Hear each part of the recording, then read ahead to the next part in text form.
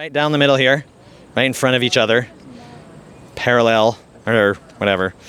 Okay, y'all know where you're going? Yeah. The statement is abortion is healthcare. Ready? 3, 2, 1, move. Oh boy. So this is a first. So this may be much, much shorter than usual, but that's okay. We have so far always had at least some disagreement and often a lot of disagreement, but that's okay. So if we have a very interesting short conversation, that's okay. Okay, so we'll just start in the back. Sophia, you're all on strongly disagree or strongly agree, yes? Abortion is healthcare. Okay, why do you believe, strongly agree, abortion is healthcare? I believe that abortion is healthcare because if a mother is pregnant with a child, I believe that she should have the choice on whether or not she wants to keep the child, especially if she is not financially stable or if she gets in a bad position, like sexual assault. It's more common than most people think, and I just believe that she should have an option. Taking that option away is not fair to her, and bringing up the child in an unstable home can be detrimental to, the child's future. That's my main points. Okay, fair enough. All right, we'll go back. Ashley, why do you believe, strongly agree, abortion is healthcare? I agree the same thing, but also if it's a situation where the mother is going to pass or the child is going to grow up with something that's going to cause them to suffer or something, they should have a choice to be able, if it's early enough in the pregnancy, obviously the mother should choose her life than someone that she's never met, I guess. I think it also goes back to the whole sexual assault thing. If it's something that she can't handle mentally or physically or financially, then she shouldn't have to do it. Okay, thank you, Ashley. Abortion is healthcare. Why do you strongly agree? Mostly the same points. I think if somebody gets pregnant and they can't afford to keep the child, or even if they just don't want a kid, it's probably a better option to abort it than to raise a kid that won't be loved or put in the foster system, which is really underfunded and not necessarily a great place to be.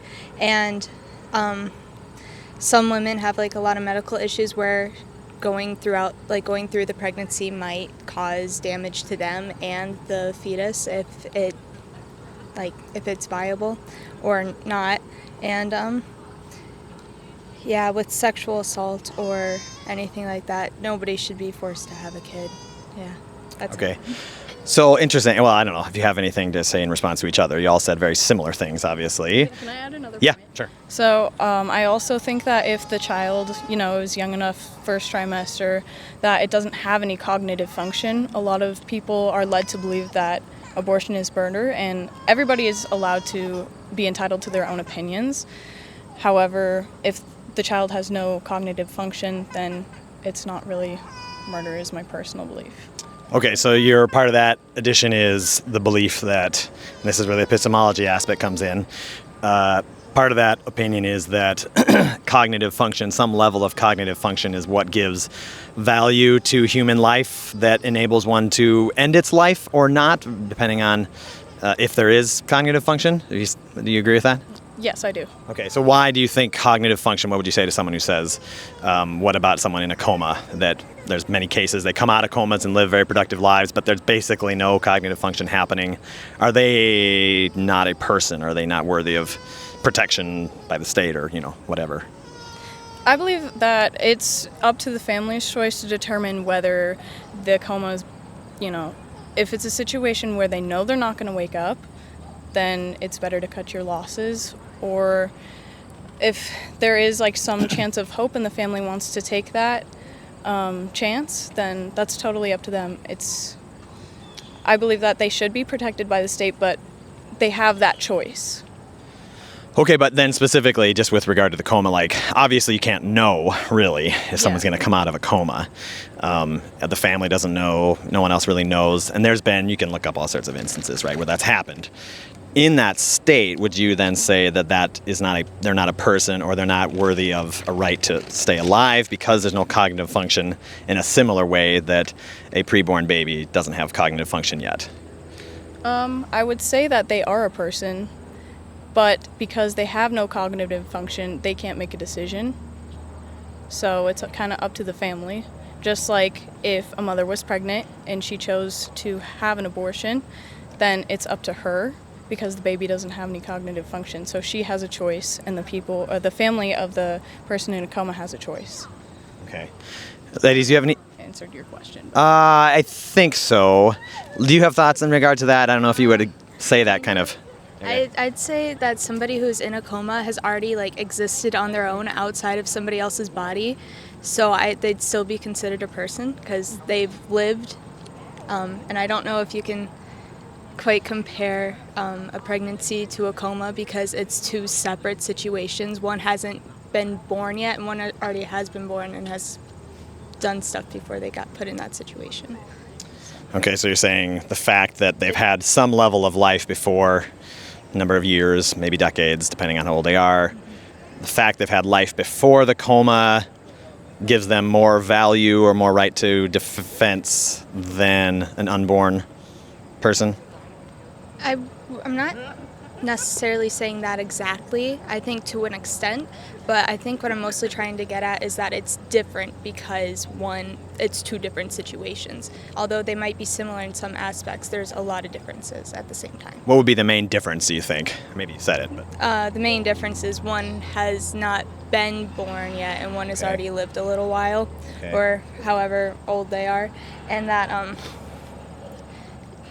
depending on how old that person is, they could be an adult to make their own choices, and whether a fetus is born or not yet, even when it is born, it's not going to be able to make its own choices because it's still a baby. So I mean, it's still I don't know, kind of confusing myself a little bit, but Okay. and the main point of it is that they're two different situations. Okay. Yeah. What would you say to someone who says, for instance, I think you all use the word child or kid or some synonym thereof in your first explanation. What would you say to someone who says, well, abortion isn't healthcare with regard to that child or that kid inside the womb? And so it's a different question of cognitive function and whatnot, but as far as the ending of that kid or that child's life, doesn't seem like healthcare, many would say. It's ending their life. It's in fact the opposite of healthcare. It's killing them, many people would say, of course. What would you say to that? So it might seem like healthcare for various reasons. Some of you listed the threat to the mother's life. You had other reasons, I can't remember who, but even just the possibility of a really difficult situation or orphanage or whatever it may be. But what about the healthcare for the unborn child? What would you say about, is abortion healthcare in that regard? I mean, it's not necessarily healthcare to the child. I agree with that. But at the same time, if that child has a condition that's going to either make them pass away within a few months of being born or struggle their whole life, or protecting them from a life of danger and having nothing, I mean, it's the child or the fetus, it hasn't even been fully developed. It has no thoughts or feelings, so it's not going to know, but it can still protect them and the mother from any of those issues that it could be born with. Because a lot of fetuses that have issues, a lot of mothers go through the pregnancy and the birth, and then the child dies after a couple weeks or a couple months because they have so many issues, so then they just live suffering. So that's true, that does happen. What would you say if someone says, well, that's true, those things could all happen, but we don't know the future, of course. They may have an amazing, easy, wonderful life. Even if they're born into poverty, as many are, they could do super well. We simply don't know the future, and so therefore we ought not to end their life based on a possibility of a difficult life.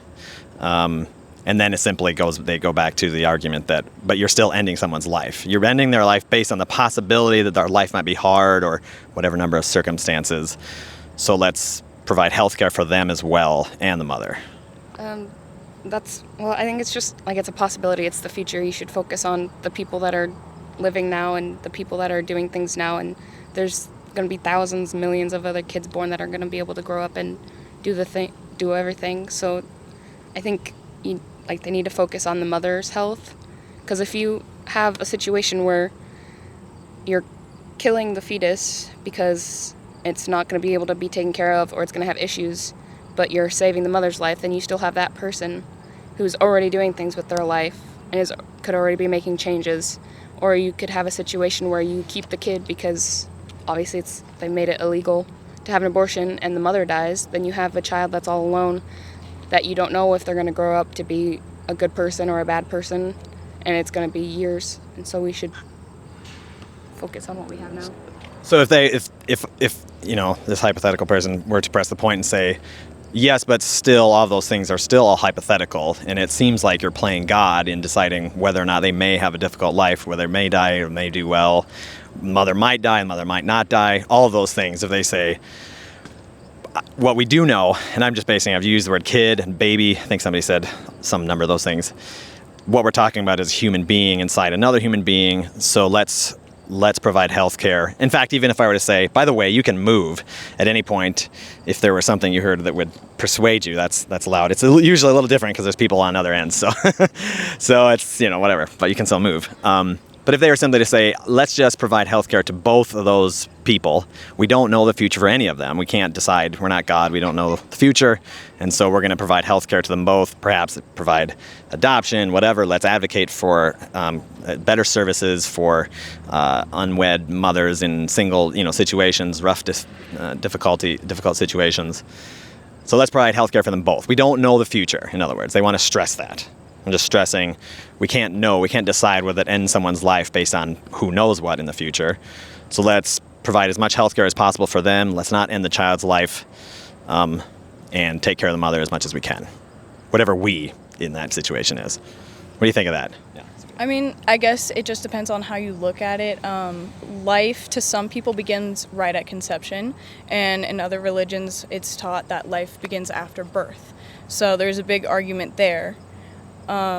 And I think as in regards to the foster care system, even if they were to provide that, there's a lot of kids in the foster care system and that get mistreated and they don't get the life that they deserve.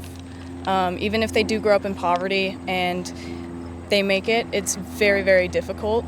You know, it doesn't happen very often as we'd like, but it just puts the child in a difficult situation. So if someone responds and says, well, that may be true, but it's better than killing them, what would you say? They're in the womb, you know, certainly plenty of abortions. In 2020 in South Dakota, for instance, the number, somebody mentioned rape and incest, I believe, earlier or something. Did someone say that? I think so. Well, regardless, the number in 2020 in South Dakota, the number of reasons for abortion for rape and incest was 0.0%, which is interesting. They were all elective abortions for various reasons. The mother didn't want the child, as opposed to health of the mother or rape and incest. I forgot where I was going with that. You were saying, oh yeah, so they still would say, well, those difficult situations that might arise certainly still is better than killing the unborn child, unborn fetus, kid. I think you used the word kid. What would you say to them? So, I don't know. It is possible that if somebody were to get pregnant and give birth to that kid, they go into the foster system, that they could have a good life, but it's still highly unlikely. I don't remember the exact percentage or statistic, but a lot of kids, once they get out of the foster system, whether they're adopted or not, a lot of them get involved with drugs and gang violence, and I've seen some of this kind of like secondhand. I have a relative very close to me who was in the foster care system, and a lot of her family members were in that system too, and a lot of them have ended up in bad places.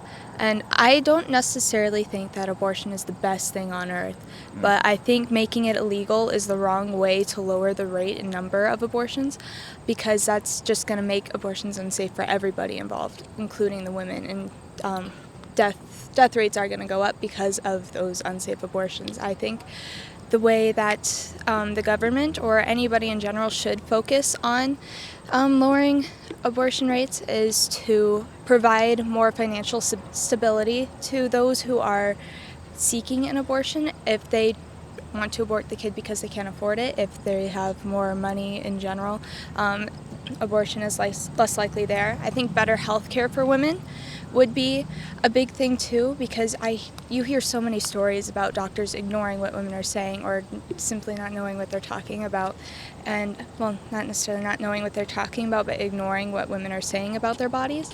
And I think if healthcare for women was improved upon, that would also help with a lot. I think if we teach men not to rape, that would also lower abortion rates because nobody would be getting pregnant when they didn't want to be. Of course, none of this is going to make abortion go away completely, but it would definitely bring down everything, like all the numbers, a lot. Better sex education too would be good for that, and better access to birth control and contraceptives. So you had mentioned earlier that you didn't think abortion is a good thing, or said something like that. Always a good thing. It's bad, it's but itself. I also don't think it's good. It's just something that's there when it's needed. When it's needed. Okay. So what if simply they respond and say, well, abortion is killing a unborn human? You had mentioned, Sophia, the various religious, philosophical perspectives on when human life begins. If we were to say, well, we know when biological human life begins, that does in fact begin at conception. Embryologically, it's a development of a unique human being. It's a set of DNA that's growing. It's multiplying every, however many seconds, whatever it is. We know that, whatever your religious perspectives on, or even political perspectives, there's a human being, a separate set of DNA that's different from the mother. I'm sorry. Yeah. I gotta go. Oh, that's okay. That's okay. If you were to say, can I ask one last question? Yeah. Just for you. If there were one thing that you would feel like would push you, well, in a sense you're all the way over here, this direction, what might it be? Even just a little, perhaps. Would there be a persuasive case that you've heard, or something that I think if God himself made himself known to me and said abortion is wrong, I'd say I'd strongly disagree with abortion. Okay. All right. Yeah. Okay. Well, thanks, Ellie. Ellie, right? Yep. Thanks. Feel free to grab a thing there if you want to be notified. There's little QR codes or whatever where the video will be. Same question. I'll just go down the line. Anything? Same question. What would, not necessarily push you all the way to the other side, per se, but if there's something that you've heard or what we've talked about that seems at least provoking towards, your mind on the subject, what might it be? It's hard to say. I mean, I don't know. I don't think there's anything that would push me. I mean, I guess Ellie said if God himself, but I think if God, I don't know. I don't want to be religious about it. Sure. But if God was going to do anything or be like what everyone makes him seem to be, there wouldn't be all these issues. There wouldn't be people getting raped and getting abused and all of this. It's especially children. Children shouldn't have to go through this. Young children that have to be pregnant, that's not right. And everyone says that it's God's will and that's what's supposed to happen, but it's just not right. So, I mean, there's not much that I think would push my beliefs on it. Okay. Because, I mean, if I had to go through that situation, which I've been partially in that situation, but if it was my situation, I wouldn't want to have to keep a kid that came from abuse or something like that that's going to cause me trauma or cause me possibly medical issues or cause our whole family to be homeless. I mean, I don't think it should be something where people are having sex every other week and going to get abortions every other week just because they don't want to use protection or anything. But I think if it's a real situation where it's needed or you really can't handle it at that moment, whether it's mental health issues, medical, financial. Is it fair to say your reason therefore, or just correct me, but is it fair to say that your reason why you don't want people basically using abortion as just common day birth control, if you will? Yeah. Why do you not want them to do that? What's wrong with viewing abortion in that way? You get pregnant, you get an abortion, it's no big deal. What's the deal? Why would you be against that? I mean, I think they're just, like, abusing the power of it, and that's, like, I don't know how to explain it, but I think if it's, like, you do it, like, once, maybe, like, a couple times, yeah, but if you're gonna say, like, oh, I'm gonna go out and do all of this and not use any protection on purpose and then be all upset that you got pregnant and it's kind of your fault, then you shouldn't be able to just keep going and doing that. But at the same time, it's not really the woman's fault. Like, a lot of people are saying that it's the woman's fault that she went and had sex, but at the same time, some people refuse to use protection or the protection doesn't work, so it's not their fault. I mean, if it's Would you say it might be both their faults? Yeah. Like you mentioned earlier? Okay. Yeah, unless it's like a rape situation, then obviously it's not their fault. Sure. But I just don't think they should abuse the power of it. Okay. Okay. I think if it's something that's really necessary, or you really don't want that child at the moment, or later on in life you're going to want a child, but at this time you're not ready, maybe you're in school or too young. I think, I know, because we've done this a few times, someone over there would respond and say, it seems like the reason that you wouldn't view it that way. Well, for instance, this one person it was a different question, but they were standing where you were and said they viewed abortion to be no different than scratching the cells off your skin. Every time you scratch your skin, you're scratching off cells, and abortion is no different. It's a clump of cells. And someone over there to this question on you would say, well, it seems like you have an intuition that views I'll use the word I said, kid or baby or fetus, the fetal stage of development of a human being. Seems like what you're recognizing there is it's not a good thing in and of itself because you're ending a child's life. The healthcare aspect, you're not giving health care to the unborn, and so that's why it seems like you would say you shouldn't just do it over and over. And so the opposite side of the argument simply would be, if in fact it is just a clump of cells, almost no different than scratching your skin or getting a kidney stone removed. No one's like, how dare you remove that kidney stone? No one views that as killing anything, right? A person on a strongly disagree or anywhere over there, I suppose, on this question would say, that's because it's a human. And I think we could maybe agree to say, let's provide health care for women and their unborn children. What would you say to them? I mean, if it's that early on in the stage where it's still just the cells, I do agree it's just clump of cells, so that is not my issue. But I think if you waited so long until like second trimester or something, then it would be bad. But if you're doing it as soon as you find out, like only a couple weeks along, then so if it said abortion is health care after or during the second trimester, would you be standing in a different spot? So it has discernible, by that point it's got fingerprints, the heart's been beating since week 6. It's got discernible limbs and process depending on in that. Would you be a different spot if it said abortion is health care in the second and third trimester? Moments before birth, you can end that child's life. Moments, an hour before it's born, whatever. Would you be in a different spot? probably, yeah, if it's that far along. But at the same time, I would still want it to be an option if that child has an issue or they have found out that the woman is going to have permanent damage or pass away. If it's that far along, then and it's that kind of issue, then I'd be okay with it. So but if they're just doing it because, then I wouldn't want that. So unless it's in the case of the mother is certain to die for some reason, or the child's about dead, yeah. If those aren't the situations and you're, let's even say a week before birth or a month or 2 months, it's late stage, people have babies all the time at that age, and they stay in the hospital for a few weeks. If that were the case, you would say, where would you be, do you think? How far down the road? Abortion is healthcare at 35 weeks, whatever. 40 weeks is the, gestation period. Slightly agree. Slightly agree. Oh, just over 1 or 2? Yeah. Okay. And you're not saving the mother's life. You'd still be in agree or slightly agree. Okay. Sophia, same question earlier or just anything? Can you rephrase that for me? The one I asked? It's just, would there be something, or have you heard something, or was there anything we just talked about just now that you at least would find provocative in the sense of thinking, challenging, that you would find yourself at least possibly moving another direction? Perhaps the last thing even. Yeah.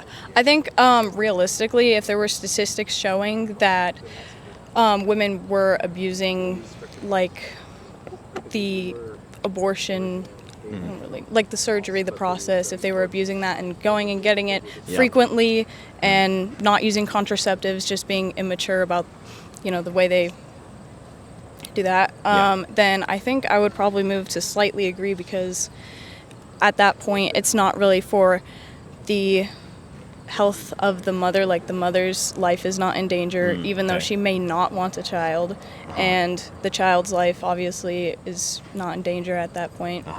So, I think unless they're abusing it, which most statistics, I think you will find they're not. But...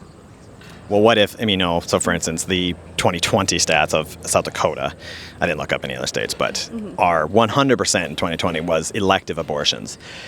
I don't remember what the stat was on incest and rape, but as far as the health life of the mother, there was 0%, or no, it was 0% were incest and rape, 100% were elective abortions for one reason or another.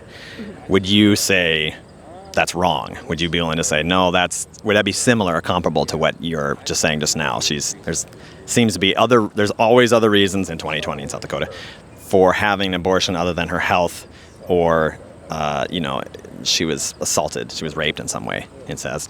I would say that you have to look into the mother's reasoning. Honestly, at the end of the day, again, it's up to her. And I think that if you see the same women going over and over and over again, getting abortions without like probable cause, then that's where you kind of draw the line and say, like, maybe it's not healthcare at this point, but you should still have access, even if it's not what you personally agree. So if I were to push and say, it does seem like to me, you have a view that you're talking about a human being. It doesn't sound like to me you think it's something comparable to scratching skin cells off, because if that was the case, then who cares? Why would you care about how many times had an abortion? No one questions people scratching their skin. So it seems like to me, and if I were to push and say, well, if you agree it's a human being, why would you still want it accessible if in fact what you're doing is ending the life of a human being? You're killing them. Whether you say murder exactly, but you're ending their life. Their life is going well, they're developing just like we are even now in a comparable way. At least we're growing in some way or another. And they were to push. Why would you still want that available to them to do?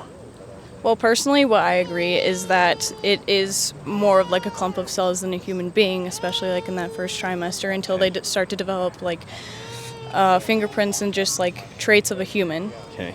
And more of that, like a heartbeat, everything. Okay.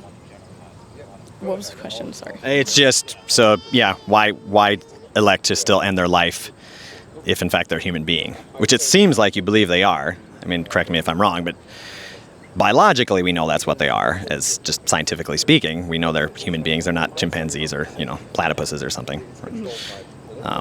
Then why would you say, I mean, you gave one answer there, is that they look more human or have traits of a human, they're developing, but someone over there would say, well, that's true. At week 3, they don't look like a baby. But I wouldn't say look. I would say they have the physical traits of, they're starting to form more into a person during those like second and third trimesters. But if you take away abortion at the first trimester, then that's kind of like, that's where it gets, where is this a human being? Is this not? Like, is it alive? Is it not?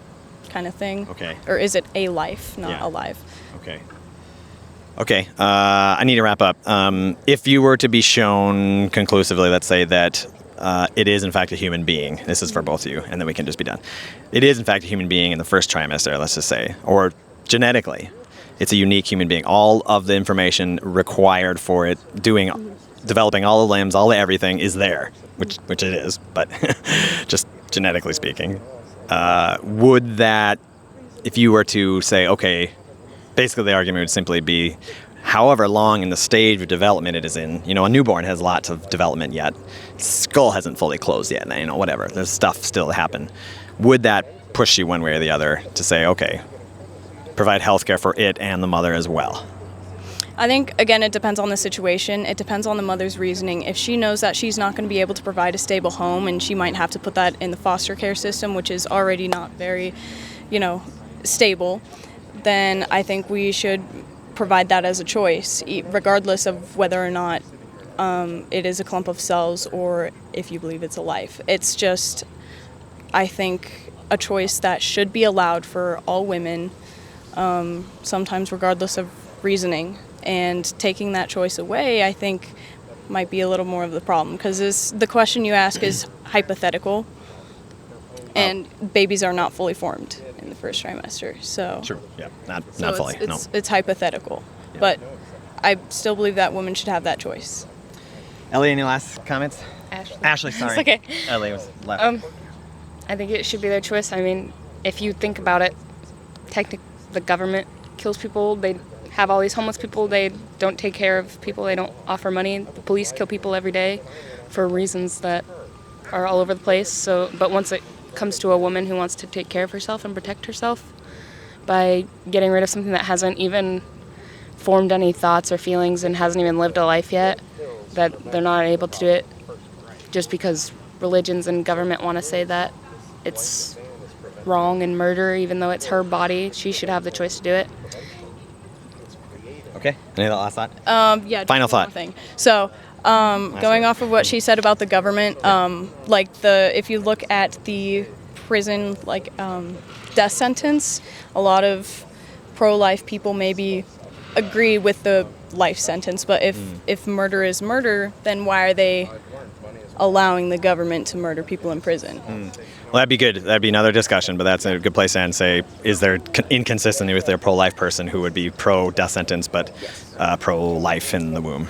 Sure. That'd be a good discussion. Yeah. Okay, thanks, ladies. We'll be done. Sophia, very much. Ashley, sorry. Thanks, Ashley. Feel free to grab any stuff. We're going to be doing a thing.